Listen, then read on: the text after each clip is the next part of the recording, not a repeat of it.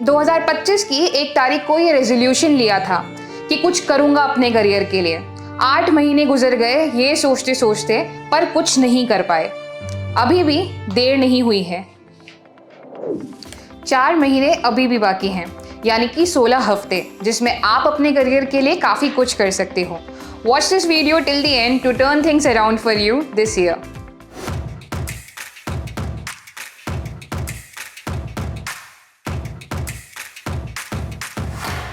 तो चलिए स्टार्ट करते हैं और समझते हैं इस step by step road map को, जिसमें हम कैसे सीख सकते हैं डेटा एनालिटिक्स इन 2025, यानी कि 2025 खत्म होने से पहले कैसे हम सीख पाएंगे सारी टेक्नोलॉजीज जो कि डेटा एनालिटिक्स में काम में आती है।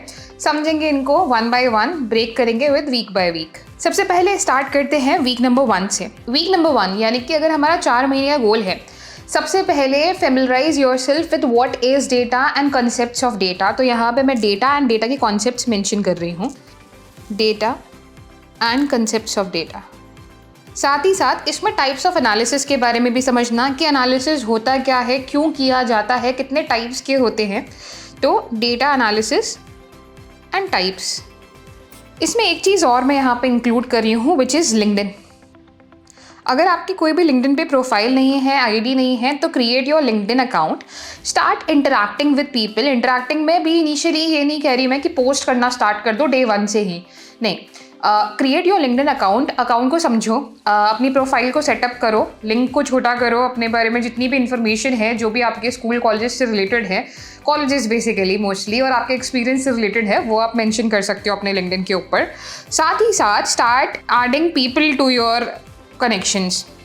अब इन कनेक्शंस से मैं किन की बात कर रही हूँ, वो डेटा एनालिस्ट जो कि अच्छी कंपनीज के अंदर काम कर रहे हैं, एंड काफ़ी सारे इन्फ्लुएंसर्स एंड मेंटोर्स जिनसे आप काफ़ी कुछ सीख सकते हो। काफ़ी सारे इन्फ्लुएंसर्स, मेंटोर्स या फिर वो लोग जो कि यूट्यूब पे कंटेंट बनाते हैं, काफ़ी कुछ पोस्ट करते हैं अबाउट एनालिटिक्स कि क्या नया चल रहा है, क्या हो रहा है, क्या क्या चीज़ें सीखनी चाहिए। तो एक स्ट्रक्चर्ड रोड मैप आपको वहाँ पे मिल जाता है कई जगहों पे। तो you can also do that कि ऐड कनेक्शंस जिनसे कि बेनिफिट मिले, रोज़ कुछ ना कुछ सीखने को मोटिवेशन मिले, और साथ ही साथ ऐसे लोगों को भी ऐड करो जो कि आपकी तरह एनालिटिक्स स्टार्ट कर रहे हैं, सो दैट दूसरे की प्रोग्रेस देख के एटलीस्ट मोटिवेशन आएगा कि हमें भी क्या करना चाहिए। इसी के बाद फर्स्ट वीक के अंदर हमने डेटा के कंसेप्ट्स को अपने आप को समझाया, डेटा एनालिसिस के बारे में समझा, टाइप्स के बारे में समझा। अब यहाँ पे टूल्स के बारे में भी समझना कि कौन कौन से टूल्स यूज़ किए जाते हैं और कौन कौन से आपके लिए इंपॉर्टेंट है। फॉर एग्जाम्पल इस रोड मैप के अंदर मैं बात करने वाली हूँ Excel, SQL, any visualization tool, start, इनके बारे में। और इसके अलावा प्रोजेक्ट्स हम लोग डिस्कस करेंगे। तो इन सबको समझना, एक्सेल कब यूज़ करते हैं, क्यों यूज़ करते हैं, एसक्यूएल क्यों यूज़ किया जाता है, पावर बीआई को क्यों यूज़ किया जाता है, या एक्सेल या पावर बीआई है तो एसक्यूएल को क्यों यूज़ किया जाता है, स्टार्ट से क्या इंपॉर्टेंस होती है। इन्हीं चीज़ों को बस समझना है। अभी को सिर्फ हमें टूल्स के साथ स्टार्ट नहीं करना है, बट समझना है, इंपॉर्टेंसेस समझनी है। अगर आप ऑलरेडी रोल्स के अंदर हो तो अपनी कंपनी के अंदर समझो कि उनको किस टूल की रिक्वायरमेंट है, और हमारा मोटिव रहेगा टूल सीखना, at the same times analysis सीखना भी, क्योंकि tool is just a medium, at the end analysis करना है। तो अगर आपकी कंपनी कोई स्पेसिफिक टूल नहीं यूज़ कर रही है बट डेटा एनालिस्ट की रिक्वायरमेंट है, तो उस केस में आप टूल चूज कर सकते हो। But if they are already using a tool, यानी कि पावर बीआई यूज़ कर रहे हैं, टैबलो यूज़ कर रहे हैं, या फिर डेटा एक्सट्रैक्शन के लिए एसक्यूएल यूज़ कर रहे हैं, तो you will have to follow that. अब यहाँ पे टूल्स जब हमने डिस्कस के लिए, डेटा की कॉन्सेप्ट्स को समझ लिया, डेटा एनालिसिस के बारे में समझ लिया, छोटी मोटी चीज़ें जैसे कि नॉर्मलाइजेशन क्या होता है, डीनॉर्मलाइजेशन क्या होता है, डेटाबेस कैसे बनाया जाता है, टेबल्स क्या होती है, मॉडलिंग क्या होती है, रिलेशनशिप्स क्या होते हैं, ये सारी चीज़ें आपको समझना है। सेकेंड वीक आता है जहाँ पे सेकेंड वीक के अंदर आप स्टार्ट करेंगे एक्सेल के साथ। सो यहाँ पे हम जो टूल ले रहे हैं वो ले रहे हैं माइक्रोसॉफ्ट एक्सेल। क्यों एक्सेल ले रहे हैं उसको समझना। देखो, एक्सेल हम काफ़ी टाइम से यूज़ करते हुए आ रहे हैं, और जिन लोगों ने कभी यूज़ भी नहीं किया है उनके लिए काफ़ी ज़्यादा बिगिनर फ्रेंडली टूल है एक्सेल। तो एक्सेल से एनालिसिस करना आपके लिए आसान हो जाएगा, क्योंकि टूल सीखने में उतना टाइम नहीं लगेगा जितना आपको एनालिसिस सीखने के लिए चाहिए। तो हमारा यहाँ पे कॉन्सेप्ट टूल सीखना नहीं, बल्कि एनालिसिस को सीखना रहेगा कि कैसे एनालिसिस किया जाता है, कैसे हम डिफरेंट तरीक़ों से फॉर्मूलाज बना सकते हैं, ये सारी चीज़ें। एक्सेल में क्या क्या सीखना है, एक्सेल में सबसे पहले स्टार्ट करो बेसिक फीचर्स के बारे में सीखना। उसके बाद आते हैं आपके फॉर्मूलाज। अब ये जो फॉर्मूलाज यहाँ पर हैं, फॉर्मूला सबसे ज़्यादा इम्पॉर्टेंट होते हैं फॉर इंटरव्यूज़। यहाँ पे आपसे ज़्यादातर क्वेश्चंस एक्सेल के अंदर पूछे जाते हैं फॉर्मूलाज से, जिसमें सिनारियो बेस्ड क्वेश्चंस आते हैं। तो इनको फॉर्मूलाज को बहुत अच्छे से कर लेना है, काफ़ी अच्छा टाइम देना है, इसलिए मैंने यहाँ पे 2 से 3 हफ्ते का टाइम दिया है कि फॉर्मूलाज पे काफ़ी अच्छे से आपको काम करना है। बेसिक फीचर्स जैसे कंडीशनल फॉर्मेटिंग, फिल्टरिंग, स्लाइसिंग, ये तो हमारे पास काफ़ी ईजिली हो जाएगी डेटा की। बट फॉर्मूलाज लगाना, वो भी डिफरेंट सिनारियोज के अंदर, वो काफ़ी इंपॉर्टेंट है, specially interviewers point of view से। To vertical lookup, X lookup, index match, filter function, unique function, इन सबको किस तरह से यूज कर सकते हो ये समझना काफी इंपॉर्टेंट है। काउंटर, सम इफ्स, ये कैसे यूज किए जा सकते हैं, अलग अलग सिचुएशन में इनको कैसे यूज किया जाता है, वो सब काफी इंपॉर्टेंट है। स्ट्रिंग के फंक्शन, स्प्लिट को कब यूज कर सकते हैं, टेक्स्ट स्प्लिट कब यूज कर सकते हैं, कॉनकैट कब करना है, तो all of these are really very important. तो फॉर्मूला से मैं कोई यहाँ पे टाइप्स नहीं बता रही हूँ, बट फॉर्मूला सारे ही अच्छे से पढ़ना, specially string functions, sum ifs function, logical functions, vertical lookups functions, X lookup, lookup के सारे फंक्शंस पढ़ लो ना, X lookup, V lookup, horizontal lookup, index match, ये सब काफी इंपॉर्टेंट है। इसी के बाद नेक्स्ट कंसेप्ट जो कि यहाँ पे आता है, that is Power Query Editor. Power Query Editor Excel का ETL टूल है, जहाँ पे आप लोग डेटा एक्सट्रैक्ट कर सकते हो फ्रॉम एक्सटर्नल सोर्स, डेटा को ट्रांसफॉर्म यानी कि क्लीन कर सकते हो, और उसके बाद उसको वापस से एक्सेल में लोड कर सकते हो ताकि आप उसके ऊपर और एनालिसिस परफॉर्म कर पाओ। तो पावर क्वेरी एडिटर समझना, इसमें स्पेशली कंबाइन फाइल्स को समझना। कंबाइन फाइल्स काफ़ी इंपॉर्टेंट टॉपिक है यहाँ पे, तो इसको भी मैं स्टार लगा के मार्क कर रही हूँ। कंबाइन फाइल्स काफ़ी इंपॉर्टेंट टॉपिक है, क्योंकि काफ़ी सारे इंटरव्यूज़ के अंदर या काफ़ी सारे असाइनमेंट्स जो कि आपको दिए जाएंगे, उसके अंदर होता क्या है कि वो ऐसा ही डेटा देते हैं जिसको कंबाइन करके लोड करना होता है, ताकि वो ये समझ पाए कि जो भी आप डैशबोर्ड बना रहे हो, जो भी रिपोर्ट आप क्रिएट कर रहे हो, वो कल को ऑटोमेटेड है या नहीं है, उसमें कोई मैनुअल इंटरवीन की जरूरत है भी कि नहीं है। तो उसके लिए ETL का प्रोसेस यूज किया जाता है, और उसमें भी स्पेशली कंबाइन फाइल्स यूज किया जाता है। तो किस सिचुएशन में कंबाइन फाइल्स यूज करते हैं, किस सिचुएशन में हम लोग डायरेक्टली डेटा पुल कर लेते हैं, वो समझना काफी इंपॉर्टेंट है। पावर क्वेरी के अंदर सारी चीजें ही पढ़ लेना, अपेंड कब करते हैं, मर्ज कब करते हैं, पिवटिंग, अनपिवटिंग, ये सब कैसे करते हैं। सबके रिसोर्सेज गाइस, आपको सारे रिसोर्सेज WS क्यूबटेक के यूट्यूब चैनल के ऊपर ही मिल जाएंगे। डेटा क्लीनिंग सीखनी है using power Query editor, again एक पूरी वीडियो अवेलेबल है जो कि आप लोग चेकआउट कर सकते हो। हमारा पूरा एंड टू एंड कोर्स भी अवेलेबल है, जहां पे आप ये सारी चीजें सीख सकते हो। इसी के बाद आता है next tool, which is data modelling. तो वहां पे आता है आपका पावर पिवट। अब पावर पिवट की जो लैंग्वेज होती है वो होती है डाक्स, जो कि सिमिलर होगी पावर BI के डाक्स से। तो अगर आप माइक्रोसॉफ्ट एक्सेल चूज कर रहे हो, मैं रेकमेंड करूंगी कि सीखने के लिए पहले पावर BI चूज करना, क्योंकि तब आपके लिए काफी बिगिनर फ्रेंडली होगा, है ना। तो पावर पिवट की जो लैंग्वेज है वो डाक्स है। डाक्स को अभी ज़्यादा नहीं टच करना है, डाक्स को बस ऊपर ऊपर से समझना है कि डाक्स होती क्या है, और किस तरह से बेसिक सिंपल कॉलम बना सकते हो या मेजर बना सकते हो एक्सेल के अंदर, वो सिर्फ समझना है। और स्पेशली यहाँ पे मॉडलिंग सीखनी है, ठीक है। मॉडलिंग यहाँ पे क्योंकि खुद से करोगे तो मॉडलिंग काफ़ी अच्छे से सीख पाओगे। रिलेशनशिप्स क्या होते हैं, कार्डिनलिटीज़ क्या होती है, फ्लो ऑफ डेटा क्या होता है, कैसे फ्लो ऑफ डेटा के बेसिस पे ही हम लोग पिवट्स क्रिएट कर सकते हैं। तो नेक्स्ट टॉपिक आपका पिवट्स हो गया, पिवट्स एंड चार्ट्स, ये आपके पास नेक्स्ट हो गया। और उसके बाद slicers to make things dynamic.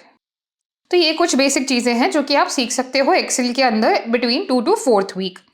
अब ये अगर आपने कंप्लीट कर लिया ना, ज़्यादा टाइम वैसे लगेगा नहीं इनको करने के लिए। अगर आप डेडिकेटेडली 2 से 3 घंटा भी रोज़ बैठते हो तो आपके पास इनफ टाइम होगा।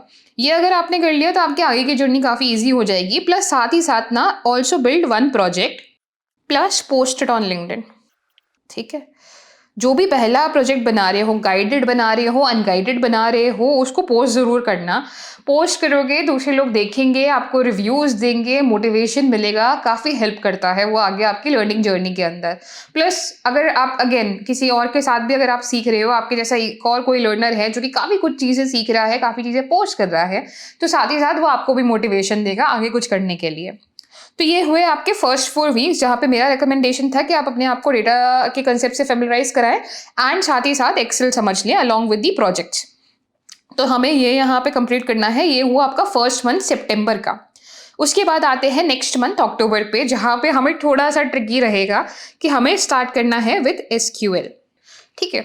अब SQL स्टार्ट करने वाले हैं। ये 3 हफ्ता SQL पढ़ना है। SQL में सबसे पहले तो database and concepts and also types, ये काफ़ी इंपॉर्टेंट है कि डेटाबेस के कॉन्सेप्ट्स को समझना है, टाइप्स को समझना है, कौन कौन से टाइप्स ऑफ डेटाबेसेस होते हैं, कौन कौन से टाइप्स ऑफ SQL भी होती है, ठीक है। SQL के बारे में भी अच्छे से समझना है, SQL एंड टाइप्स। तो एसक्यूएल टाइप्स के अंदर समझना कि डीडीएल क्या होता है, डीसीएल क्या होता है, डीएमएल क्या होता है, टीसीएल क्या होता है, हमें डीक्यूएल क्यों यूज़ करना है डेटा को कॉल करने के लिए, तो वो सारी चीज़ें आपको समझनी ज़रूरी है। उसके बाद एसक्यूएल बेसिक्स, और बेसिक्स में भी सिलेक्ट, ठीक है। सिलेक्ट क्वेरी क्यों यूज़ की जाती है, सिलेक्ट के साथ कॉलम्स कैसे कॉल करते हैं, किसी टेबल को कैसे कॉल करते हैं, अगर डेटाबेस एक्टिव नहीं है तो दूसरे डेटाबेस से टेबल कॉल करनी है वो कैसे किया जाता है, ये सारी चीज़ें। फिर आते हैं आपकी दूसरी चीज़ें जैसे कि वेयर क्लॉज, हैविंग क्लॉज, ये सब। सो वेयर, हैविंग, हैविंग आता है ग्रुप बाय के साथ, तो ग्रुप बाय भी यहीं पे मेंशन कर देती हूँ मैं। ग्रुप बाय, फंक्शंस, ये सारी चीज़ें आपको पढ़नी है इनिशियली फर्स्ट वीक के अंदर। सेकेंड वीक के अंदर फोकस करो जॉइंस के ऊपर, ठीक है। जॉइंस काफ़ी ज़्यादा इंपॉर्टेंट है, इंटरव्यूज में काफ़ी ज़्यादा पूछे जाते हैं। जॉइंस हुआ, सब क्वेरी हुआ, okay, common table expressions, window functions, case operator, और इसका यूज़ कैसे कर सकते हो, नॉट जस्ट कंडीशनल कॉलम बनाने के लिए भी, बट कैसे पिवटिंग एंड अनपिवटिंग के अंदर, बट कैसे ट्रांसपोज करने के लिए भी इसका यूज़ किया जा सकता है, वो भी समझना यहाँ पे काफ़ी इंपॉर्टेंट है। तो केस ऑपरेटर को समझना, व्यूज़ क्या होते हैं, स्टोर्ड प्रोसीजर क्या होते हैं, तो थ्योरेटिकल कॉन्सेप्ट्स भी समझना, ठीक है। तो ये काफ़ी सारे टॉपिक्स हैं जो कि मैं यहाँ पे मेंशन कर रही हूँ। ऑपरेशंस को समझना, एग्जिस्ट ऑपरेटर को समझना, क्वेरी ऑप्टिमाइजेशन समझना। लगेगा कि कम टाइम है, काफ़ी सारी चीज़ें हैं, बट ये करनी पड़ेगी क्योंकि टाइम एक्चुअली भी आपके पास कम है अगर आपको 2025 से पहले ये रैप अप करना है तो ये सारे कॉन्सेप्ट्स आपको सीखने पड़ेंगे। अब अगर आप डाउटफुल हैं कि 4 महीने में ये सब कुछ कैसे होगा, अगर आपके पास कोई स्ट्रक्चर नहीं है, तो that's where WS cubes data analytics mentorship program comes in guys. अगर आप बनना चाहते हैं एक सक्सेसफुल डेटा एनालिस्ट और सीखना चाहते हैं इंडस्ट्री एक्सपर्ट्स के साथ 4 महीने के अंदर डेटा एनालिटिक्स, और सिक्योर करना चाहते हैं एक रोल जहां पर WS क्यूबटेक भी आपको हेल्प करेगा to secure that role, then WS Cube Tech has recently launch ये डेटा एनालिटिक्स मेंटोरशिप प्रोग्राम, जिसका एक नया कोहॉर्ट काफ़ी जल्दी शुरू होने वाला है। अगर आप भी इस कोहॉर्ट का पार्ट बनना चाहते हैं then link is given in our description, check it out now. अब यहाँ पे थ्योरेटिकल कॉन्सेप्ट्स तो हमने मेंशन कर दिए, उसके अलावा लास्ट चीज़ यहाँ पे क्या आती है कि आपको ये ना प्रैक्टिस भी करने हैं इनके क्वेश्चंस। तो इनके जो क्वेश्चंस हैं, ओके, क्वेश्चंस हमें प्रैक्टिस करने हैं जो कि हमें मिलेंगे on platforms like LeetCode, HackerRank, DataLemur, SQL Zoo, ऐसे काफ़ी सारे प्लेटफॉर्म्स के ऊपर। तो ऐसे काफ़ी सारे प्लेटफॉर्म्स हैं जहाँ पे अलग अलग कंपनीज के पूछे जाने वाले क्वेश्चंस भी अवेलेबल हैं, प्रैक्टिस क्वेश्चंस भी अवेलेबल हैं जिन्हें आप प्रैक्टिस कर सकते हो इन कंसेप्ट्स के साथ साथ। बट ऐसा नहीं है कि ये 3 हफ्ते क्योंकि हमने डिस्कस की है एसक्यूएल की तो इसके बाद अब आपका एसक्यूएल से छुटकारा मिल जाएगा, ऐसा नहीं है गाइस। एसक्यूएल को कॉन्स्टेंटली प्रैक्टिस करते रहना है क्योंकि और टूल्स फिर भी याद रह जाते हैं, बट एसक्यूएल काफ़ी जल्दी हम लोग भूल जाते हैं। सबसे बड़ा जो फॉरगेटिंग कर्व है वो एसक्यूएल का ही है। तो एसक्यूएल को काफ़ी ज़्यादा प्रैक्टिस करना है और इसीलिए नेक्स्ट वीक के अंदर बिल्ड अ प्रोजेक्ट। अब इसके अंदर आप किस तरह का प्रोजेक्ट ले सकते हो, आप हेल्थ केयर के ऊपर भी ले सकते हो, आप ई कॉम का भी ले सकते हो, स्पेशली ई कॉम का ले सकते हो क्योंकि यहाँ पे काफ़ी ज़्यादा हेल्पफुल होता है। ई कॉम का एक प्रोजेक्ट ले सकते हो या फिर हॉस्पिटैलिटी का भी ले सकते हो।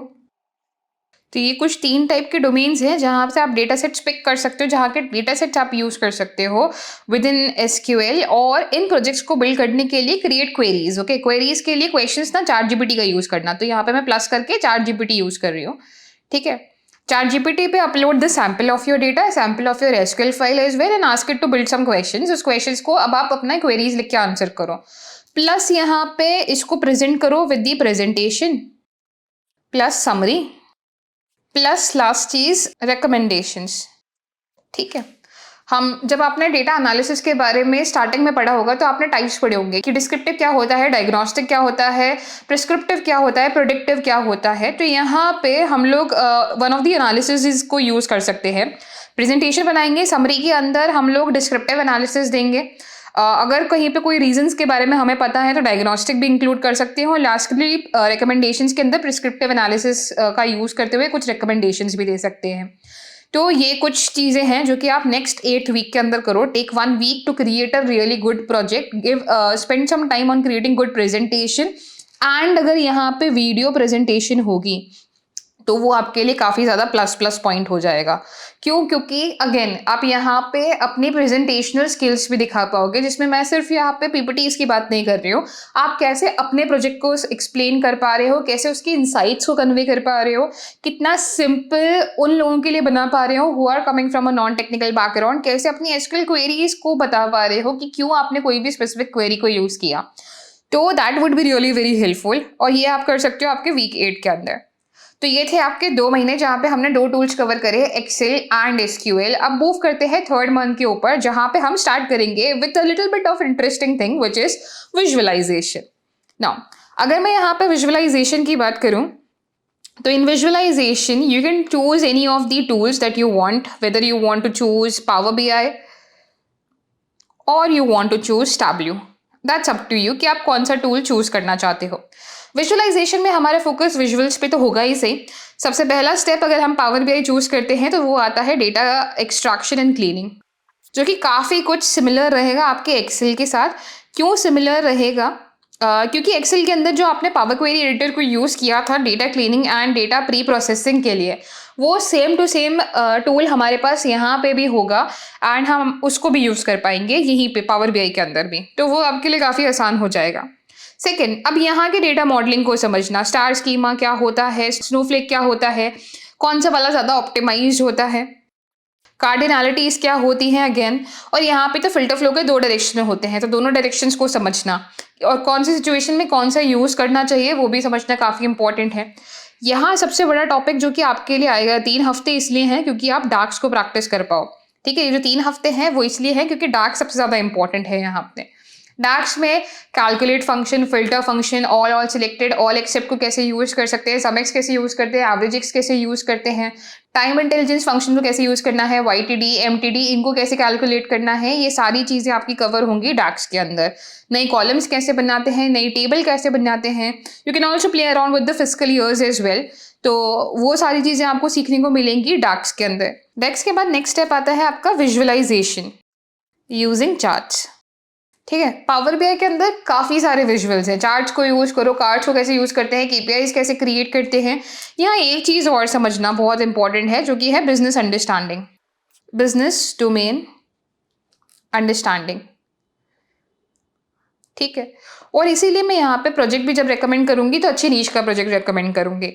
ठीक है, तो ये सारे पॉइंट्स हैं जो कि काफ़ी ज़्यादा इंपॉर्टेंट है। उसी के अलावा get yourself familiarize with other things as well, जैसे कि अब विजुअलाइजेशन आपने बना लिया, बट उसको और ज़्यादा डायनामिक कैसे बना सकते हो, विजुअल्स को कैसे ऑप्टिमाइज कर सकते हो, डार्क्स कैसे ऑप्टिमाइज कर सकते हो, तो ऑप्टिमाइजेशन के बारे में भी सीखना है यहाँ पे। ऑप्टिमाइजेशन सीखना प्लस आपके डैशबोर्ड्स को आप और ज़्यादा बेटर कैसे बना सकते हो, तो इंटरैक्टिव विजुअल्स, पैरामीटर्स को कैसे यूज़ कर सकते हो, बुकमार्क्स को कैसे यूज़ कर सकते हो, ये सारी चीज़ें आ जाएंगी आपके पास इंटरैक्टिव विजुअल्स के अंदर। और उसके बाद आता है आपका नेक्स्ट वीक। अगेन एक पूरा वीक हम किसको डेडिकेट करेंगे, प्रोजेक्ट को। ठीक है, अच्छा उससे पहले जब आप ये सारी चीज़ें यहाँ पे कर रहे हो तो side by side practice SQL, it's really very important over the weekends. ठीक है, सब भूल जाओगे तो वीकेंड्स के ऊपर कोशिश करना कि आप लोग एसक्यूएल को प्रैक्टिस कर सको, ये काफ़ी ज़्यादा इंपॉर्टेंट है। इसको भी मैं स्टार मार्क कर देती हूँ यहाँ पे, तो ये काफ़ी ज़्यादा इंपॉर्टेंट है, एसक्यूएल ज़रूर प्रैक्टिस करना है। उसी के बाद अब नेक्स्ट आता है आपका वीक नंबर 12, यानी कि थर्ड मंथ का लास्ट वीक। थर्ड मंथ के लास्ट वीक के अंदर हमें बिल्ड करना है एक प्रोजेक्ट। ठीक है, प्रोजेक्ट प्लस प्रोजेक्ट किसका, ठीक है, तो प्लस नहीं करके प्रोजेक्ट का पहले डोमेन समझ लेते हैं। मैं यहाँ पे सजेस्ट करूँगी फाइनेंस। अगेन फाइनेंशियल डैशबोर्ड अगर बनाते हो वो काफ़ी हेल्पफुल रहेगा आपके लिए। लोन का डेटा ले सकते हो, कस्टमर्स के लोन का डेटा ले सकते हो, क्रेडिट कार्ड का डेटा ले सकते हो, उसके बेसिस पर ट्रांजैक्शंस दिखा सकते हो। काफ़ी कुछ है फाइनेंशियल डेटा के अंदर करने के लिए, केपीआईज भी काफ़ी अच्छी होती हैं, तो वो आप बना सकते हो। Again health care, hospitality, e com, ये सब तो आपके पास है ही सही। इसके जब प्रोजेक्ट आप क्रिएट करो तो उस टाइम पे तो डेफिनेटली ट्राई करना to create a video presentation.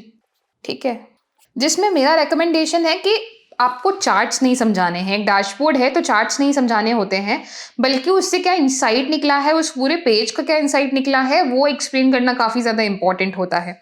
तो वीडियो प्रेजेंटेशन बनाना जिसको आप लंबा भी रख सकते हो, अगर आपके मल्टी पेज डैशबोर्ड है और सिंगल या 2 पेज डैशबोर्ड है, तो उसको आप थोड़ा-सा कट शॉर्ट भी कर सकते हो 5 टू 7 मिनट्स का, जिसमें आपने क्विकली स्टार्ट किया विद द एजेंडा, डिस्कस किया कि हम क्या-क्या चीज़ों पे काम करने वाले हैं, डिस्कस किया कि क्यों हमने पावर बीआई को चूज़ किया है एज़ अ टूल, और स्टार्ट कर दिया अपने एक्सप्लेनेशन के ऊपर कि आपने इस डेटा के अंदर क्या-क्या चीज़ें करी हैं, जिससे कि अब ये इनसाइट्स आपके पास निकल के आए हैं एंड आगे के लिए क्या रिकमेंडेशंस हैं। तो ये आपके लिए काफ़ी अच्छा रहेगा। अगेन इसको आप जो आपने वीडियो प्रेजेंटेशन बनाई है उसको आप अपने गिटहब पे भी अपलोड कर सकते हो या फिर लिंक्डइन पे भी पोस्ट कर सकते हो। तो लिंक्डइन पोस्टिंग कंटिन्यू रखना। तो ये हुआ आपका वीक 12, और वीक 12 में अगर आपके पास स्टिल टाइम बच जाता है, नहीं बचता है तो बचाने की कोशिश करना, क्योंकि एक इंपॉर्टेंट चीज़ें समझनी है, कुछ थ्योरेटिकल कॉन्सेप्ट्स जो कि फ्रेशर्स के लिए काफ़ी इंपॉर्टेंट होते हैं, स्पेशली पावर बीआई के अंदर। कौन से कॉन्सेप्ट्स होते हैं वो, जैसे कि रो लेवल सिक्योरिटी क्या होता है, इम्पोर्ट वर्सेस रिडिक क्या होता है, गेटवे क्या होता है, स्केड्यूलिंग कैसे होती है रिपोर्ट्स की, ये सारी चीज़ें काफ़ी इंपॉर्टेंट है। तो इनके थ्योरेटिकल कॉन्सेप्ट्स को ज़रूर समझना, ये काफ़ी इंपॉर्टेंट पार्ट रहेगा आपके लिए, आपके स्पेशली इंटरव्यूज़ के अंदर। तो ये हमें कवर करना है in the 3rd month. And lastly अब हम मूव करते हैं हमारे 4th मंथ के ऊपर, जिसे हम थोड़ा सा ईजी गोइंग रखेंगे। इसमें हम लोग सबसे पहले स्टार्ट करेंगे स्टार्ट्स के साथ। स्टैटिस्टिक्स को समझना भी काफ़ी इंपॉर्टेंट है, स्पेशली डेटा एनालिसिस के अंदर। देखो, मीन मोड मीडियन की बात नहीं कर रही हो, वो तो सभी को इनिशियली स्टार्टिंग से ही पता होते हैं, बट मैं थोड़ा सा एडवांस स्टैटिस्टिक्स की बात कर रही हूँ कि स्टार्ट्स में भी हमारे पास ब्रांचेस होती है। एक होता है डिस्क्रिप्टिव, दूसरा होता है आपका इन्फरेंशियल।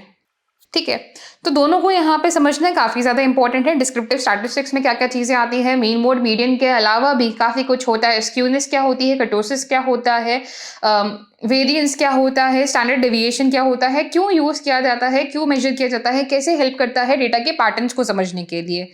इन्फरेंशियल में सैम्पलिंग क्या होती है, पॉपुलेशन क्या होता है, हाइपोथेसिस टेस्टिंग क्या होती है, डिस्ट्रीब्यूशंस कौन से होते हैं। तो वो सारी चीज़ें आपके पास डिस्क्रिप्टिव और इन्फरेंशियल स्टार्ट्स में आएगा, जो कि आप 2 हफ्ते के अंदर इजीली कवर कर सकते हो। अब इसके लिए you can choose any choice of tool. ठीक है, आप यहाँ पे एक्सेल भी चूज कर सकते हो, या फिर पाइथन आपने पढ़ा नहीं है तो मेरा रिकमेंडेशन रहेगा वैसे आप एक्सेल को ही यूज़ करो। ठीक है, एक्सेल का यहाँ पे काफ़ी इजीली यूज़ किया जाता है। स्टैटिस्टिकल मॉडलिंग के अंदर भी काफ़ी एक्सेल को लोग यूज़ करते हैं, तो आप एक्सेल यूज़ कर लीजिए। चॉइस ऑफ टूल मैं फिलहाल को हटा देती हूँ और यहाँ पे हम लोग लिख लेते हैं प्लस एक्सेल। जो भी स्टार्ट्स पड़ी है उसको अंटिल अनलेस डेटा सेट्स पे इम्प्लीमेंट नहीं करोगे तब तक समझ में नहीं आएगा कि उसकी वैल्यू क्या है और वो क्यों इंपॉर्टेंट है। तो अब जो भी स्टार्ट्स आप पढ़ने वाले हो उसको डेटा सेट्स के ऊपर इम्प्लीमेंट करो। अलग अलग टाइप के डेटा सेट्स बनवा लो। Use chat GPT to generate those data sets for so मैं यहाँ पे चैट जीपीटी भी लिख रही हूँ।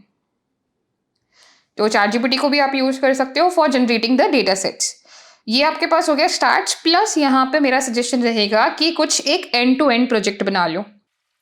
ठीक है, क्योंकि आपको स्टार्ट्स में एट मैक्स 1 वीक लग सकता है, बहुत ज़्यादा टाइम नहीं लगता है डेटा एनालिटिक्स की स्टार्ट्स पढ़ने के लिए। तो नेक्स्ट 1 वीक के अंदर एक एंड टू एंड प्रोजेक्ट, जिसमें आपने कुछ रिपोर्ट्स बनाई एक्सेल के अंदर, आपने कुछ क्वेरीज लिखी एसक्यूएल के अंदर, और उसी चीज़ का डैशबोर्ड फिर आपने बना दिया पावर बीआई या टैब्लू का यूज़ करते हुए। तो एक end to end project which includes all the tools. ठीक है, एंड टू एंड प्रोजेक्ट बना लो जिसमें सारे टूल्स आपके यूज़ हो जाएं, जिसको आप पोर्टफोलियो के अंदर लगा सकते हो। पोर्टफोलियो की बात तो कर रहे हैं, पर पोर्टफोलियो को बनाएंगे कहाँ पे वो डिस्कस करेंगे वीक 15 एंड 16 के अंदर, which is our last final weeks. अब यहाँ पे प्रिपरेशन होगी हमारी इंटरव्यूज़ के लिए, जिसमें सबसे पहला आएगा आपका रेज्यूमे बिल्डिंग। इसमें आप बना तो नहीं पाओगे, पर पहले समझोगे कि रेज्यूमे कैसे बनाया जाता है, क्या क्या रेज्यूमे के अंदर चीज़ें आती हैं, कैसे उसको एटीएस फ्रेंडली बनाएं, प्लस पोर्टफोलियो। अब पोर्टफोलियो होता क्या है, कैसे बनाते हैं, काफ़ी इजी है, आप गिटहब के थ्रू भी बना सकते हो। बट व्हाट इफ आपको एक इंटरेक्टिव पोर्टफोलियो चाहिए और रिज्यूमे बिल्डिंग के बारे में भी कुछ नहीं पता, कहाँ मिलेगा ये सब कुछ? मिलेगा इन WS Cube Tech's data analytics mentorship program. If you are someone who feels कि ये काफ़ी सारी चीज़ें हैं याद रखने को, और काफ़ी कुछ ऐसी जगह हैं जहाँ पे आप डीमोटिवेटेड हो सकते हो या फिर आपका स्ट्रक्चर बिगड़ सकता है, तो वहीं पे आता है WS क्यूब का डेटा एनालिटिक्स मेंटोरशिप प्रोग्राम, जिसमें आप एनरोल कर सकते हो। लिंक गिवन है डिस्क्रिप्शन के अंदर। ये सारी चीज़ें वहाँ पे कवर की जाएगी end to end with industry mentors. तो रेज्यूमे बिल्डिंग हुआ, पोर्टफोलियो हुआ, और उसके अलावा आपका लिंक्डइन ऑप्टिमाइजेशन भी होगा। जो भी पढ़ा है उनके इंटरव्यू क्वेश्चंस की प्रेप होगी। इसमें इंक्लूड कर सकते हो मॉक इंटरव्यूज़ को भी। मॉक इंटरव्यूज़ के लिए मेरा सजेशन रहेगा कि क्योंकि आपने इतने टाइम पे लिंक्डइन पे काफ़ी कनेक्शंस बनाए होंगे, ऐसे आपके जैसे काफ़ी सारे स्टूडेंट्स भी होंगे जो कि एक दूसरे से सीखना चाह रहे होंगे। तो मेरा सजेशन रहेगा connect with people who are also learning. उनको बोलो कि वो आपका एक मॉक इंटरव्यू लें, आप उनका मॉक इंटरव्यू ले सकते हो, जिससे कि दोनों को काफ़ी कुछ सीखने को मिलेगा। देखो, जब हम मन में सोचते हैं चीज़ें तो वो हमारे लिए काफ़ी आसान होती हैं, बट वही जब किसी और को एक्सप्लेन करना हो कि हमें कितना आता है, वो काफ़ी डिफ़िकल्ट हो जाता है। तो वहीं पे मॉक इंटरव्यूज़ आपको काफ़ी ज़्यादा हेल्प करेंगे। So also prepare for the mock interviews as well. Resume building, portfolio, LinkedIn optimization, interview questions की प्रिपरेशन करनी है। मॉक इंटरव्यूज़ को भी कंडक्ट करने की कोशिश कीजिए। आप अलग-अलग वेबसाइट्स पे जाके भी चेकआउट कर सकते हो, ऑल्दो पे मत करना। आप एआई टूल्स का भी यूज़ कर सकते हो मॉक इंटरव्यूज़ के लिए। एंड लास्टली अब आपका रिज्यूमे आप बनाओ और रिज्यूमे के सैंपल्स बनाओ, रिज्यूमे की कॉपीज बनाओ actually. So copies of resume. अब मैं यहाँ पे ये नहीं कह रही हूँ कि हर जॉब के लिए अलग रिज्यूमे बनाओ, जो कि एक्चुअली वैसे तो बनाना चाहिए। ठीक है, हम क्वांटिटी अप्लाई में नहीं, क्वालिटी अप्लाई में बिलीव रखना। तो हमेशा ये कोशिश करना कि आपका चैट जीपीटी या जो भी मॉडल आप यूज़ कर रहे हो वो इतना ज़्यादा ट्रेंड हो कि उस पर अगर आप जॉब डिस्क्रिप्शन डालो तो एटीएस को ध्यान रखते हुए सब कुछ आपको टेलर करके दे दे और आपको बस उसको पेस्ट करना हो and at the end upload करना हो। तो कॉपीज ऑफ रिज्यूमे बना के रखो।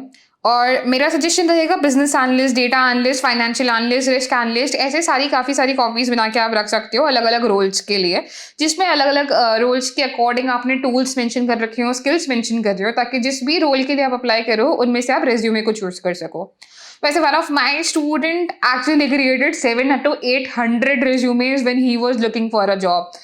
और काफ़ी ज़्यादा जॉब्स पे जब उसने अप्लाई किया तब जाके उसको जॉब्स आनी स्टार्ट हुई थी, बट ऐसा नहीं है कि वो बल्क अप्लाइंग ही हो रही थी।